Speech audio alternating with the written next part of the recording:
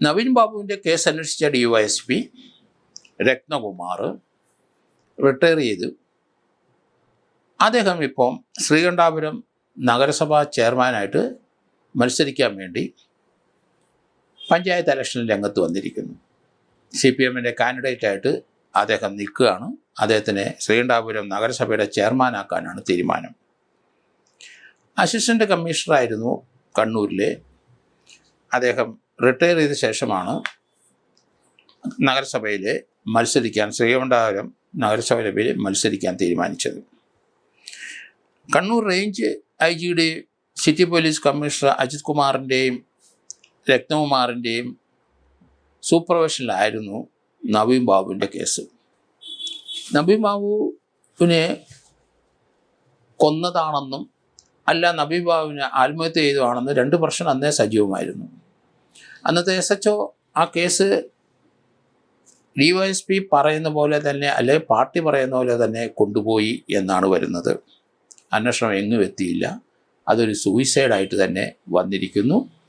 അങ്ങനെ ആ സൂയിസൈഡിൻ്റെ കാരണക്കാരിയായ അവിടെ PP ദിവ്യ ആ കേസിലെ പ്രതിയായി. അപ്പോൾ ഒരു മർഡറിലേക്ക് ഇത് നീങ്ങിയിട്ടില്ല, സൂയിസൈഡിലേക്കാണ് അന്വേഷണം ചെന്നെത്തി നിൽക്കുന്നത്. കൃത്യമായൊരു അന്വേഷണം ഇതിനകത്ത് ഉണ്ടായില്ല എന്ന് അന്ന് മുതലേ ആരോപണമുണ്ട്. ആ പോസ്റ്റ്മോർട്ടം ചെയ്ത ഡോക്ടർ അദ്ദേഹത്തിന് ചില പാളിച്ചകൾ പറ്റിയിട്ടുണ്ട്. അത് മനഃപൂർവ്വമാണ് എന്ന് പറയുന്നുണ്ട്. കാരണം വിസറ എന്ന സാധനം എന്ന് പറഞ്ഞാൽ ആമാശയവും ചെറുകുടലും വൻകുടലും അത് കെമിക്കൽ പരിശോധനയ്ക്ക് എടുത്തതായിട്ട് ആ പോസ്റ്റ്മോർട്ടം റിപ്പോർട്ടിൽ കാണുന്നില്ല. അത് വലിയ ഒരു തെറ്റായിപ്പോയി. അദ്ദേഹം പാർട്ടി കൂടെ SFI DYFI കൂടെ വന്ന ആളാണെന്നും അന്നേ ആക്ഷേപമുണ്ട്. എന്തായാലും ആ ഡെഡ് ബോഡി അവിടുന്ന് നാട്ടിൽ കൊണ്ടുവന്ന് അപ്പോൾ തന്നെ അത് ക്രീമേഷൻ നടത്തി അത് ദഹിപ്പിച്ച് കളഞ്ഞു.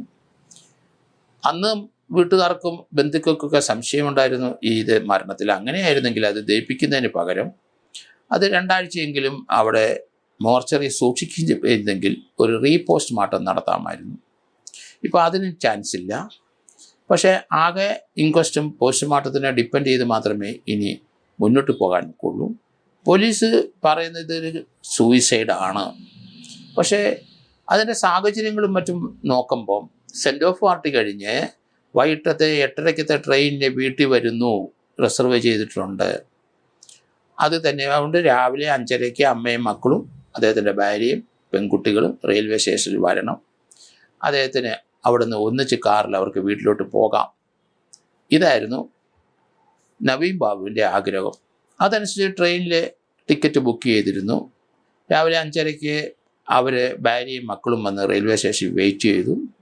ട്രെയിനിൽ അദ്ദേഹം ഇറങ്ങിയില്ല. അതെന്താ സംഭവിച്ചു എന്ന് വിചാരിച്ച് അവർ TTRനെ വിളിച്ചു.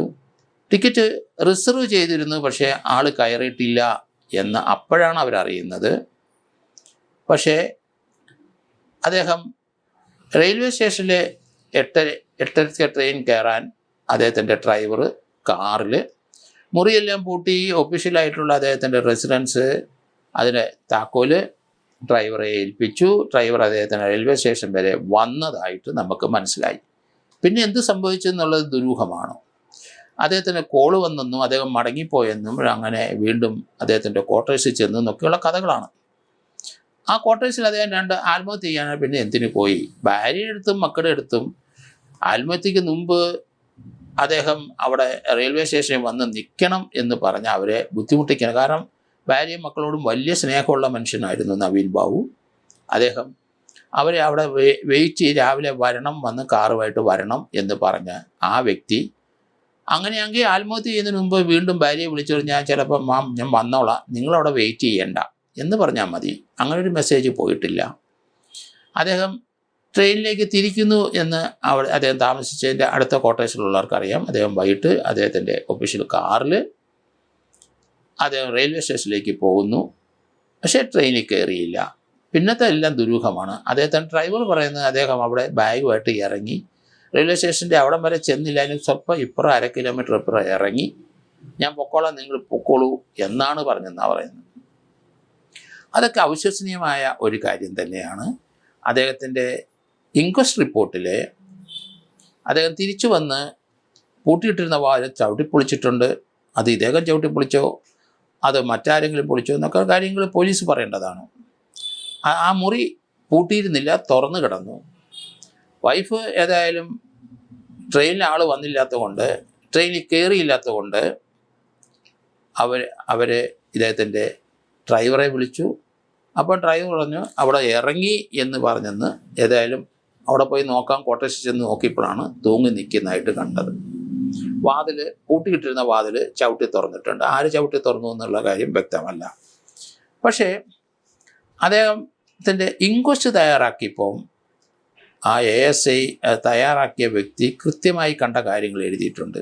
എന്നാലും ദുരിതാശമൊന്നും അദ്ദേഹത്തിൻ്റെ മനസ്സിലില്ല. കാരണം അദ്ദേഹത്തിൻ്റെ അണ്ടർ ഗാർമെൻറ്റ്സിൽ രക്തമുണ്ടായിരുന്നു. അതെവിടുന്ന് വന്നു എങ്ങനെ വന്നു എന്നറിയില്ല. അതേപ്പറ്റി പോസ്റ്റ്മോർട്ടം ചെയ്ത ഡോക്ടറും ഒന്നും പറഞ്ഞിട്ടില്ല. പക്ഷേ ഇൻക്വസ്റ്റിനകത്ത് അദ്ദേഹത്തിൻ്റെ ഗ്രോയിൻ ഏരിയയിൽ രക്തമുണ്ടായിരുന്നു, അല്ലെങ്കിൽ ആ ജഡ്ഡിയിൽ രക്തമുണ്ടായിരുന്നു കണ്ടെത്തിയിട്ടുണ്ട്. ഇൻക്വസ്റ്റ് കൃത്യമായിട്ട് പറഞ്ഞിട്ടുണ്ട്. ആ രക്തം എവിടുന്ന് വന്നു എന്ന് പോസ്റ്റ്മോർട്ടം ചെയ്ത ഡോക്ടർ പറയേണ്ടതാണ്. വളരെ ലാഘവബുദ്ധിയോടെ തന്നെയാണ് ആ പോസ്റ്റ്മോർട്ടം നടത്തിയെന്നുള്ള ഉറപ്പ്. കാരണം അതിനകത്ത് വിസറായി എടുത്തില്ല. പല കാര്യങ്ങളും പോസ്റ്റ്മോർട്ടം റിപ്പോർട്ടിനകത്ത് കിടപ്പുണ്ട്. പക്ഷേ അതൊന്നും നവീൻ ബാബുവിൻ്റെ വേണ്ടി ഹാജരായ വക്കീലന്മാർ ഉപയോഗിച്ചില്ല, കോടതിയുടെ സ്ഥലത്തേക്ക് കൊണ്ടുവന്നില്ല എന്നാണ് എനിക്ക് തോന്നുന്നത്. കാരണം ഇനിയെങ്കിലും അതൊരു പ്രൈവറ്റ് കംപ്ലയിൻറ്റ് ഫയൽ ചെയ്യാം എന്നാണ് ഞാൻ കരുതുന്നത്. കാരണം അതൊരു മർഡറാണ്. മർഡറിനുള്ള സംവിധാനങ്ങളെല്ലാം ഉണ്ട്. അത് കോടതിയും ഹൈക്കോടതിയും വരെ, സുപ്രീം കോടതി വരെ പോയിട്ട് അത് അവരുടെ പ്രയർ അംഗീകരിച്ചില്ലെങ്കിലും അവർക്ക് അതേ സംബന്ധിച്ച് ഒരു പ്രൈവറ്റ് കംപ്ലയിൻ്റ് ആയിട്ട് കോടതിയിൽ ഇനിയും കൊടുക്കാം.